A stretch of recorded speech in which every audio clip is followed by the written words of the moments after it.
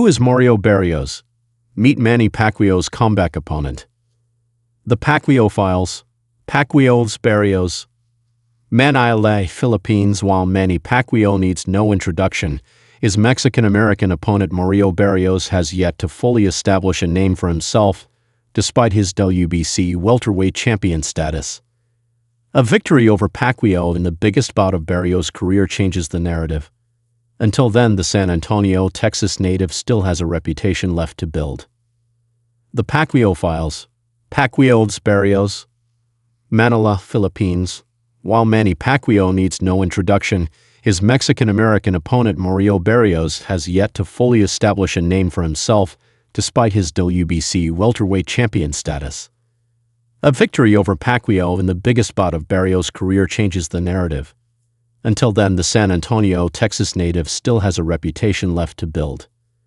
In a sport dominated by men, Barrios' affinity and passion for boxing were shaped by women in his family. Much like Pacquiao, Barrios had a rough childhood. His father, Mario Barrios Sr., was imprisoned for the murder of his older sister, Esperanza. Barrios Jr. was only 7 weeks old at that time. He would not know about the tragedy until he was 9, as per a 2022 story on Premier Boxing Champions site. He was raised by his grandmother, and it was his mother, Isabel Soto, who introduced him to boxing at a young age of 6. Then he quickly found refuge in the sport. Barrios and his older sister, Selena, were enrolled at Eastside Boys and Girls Club Gym in San Antonio. Selena also went on to become a pro boxer with 7 fights under her belt. Barrios embarked on his amateur career at 11 and thrived under the tutelage of his stepfather, Martin Soto. He compiled an impressive 75-3 record in the amateur ranks before turning professional as a super bantamweight in 2013. Barrios faced his first real test as a super lightweight, staking his WBA regular belt against the undefeated Gervonta Davis. He was stopped in the 11th round in June 2021, which also ended Barrios' unbeaten run of 25-0 to begin his pro bid. 8 months later, Barrios moved up to welterweight and lost to Keith Thurman by unanimous decision. The bout marked Thurman's return 3 years after yielding the WBA super strap to Pacquiao. After successive setbacks, things began to look up for Barrios. He strung up 3 straight wins, including against another former Pacquiao foe, Yordenis Ugas, to claim the WBC interim crown in September 2023. Ugas is best known for beating Pacquiao in a stunning upset in August 2021. The fight was Pacquiao's last appearance in a pro setting before he announced his retirement.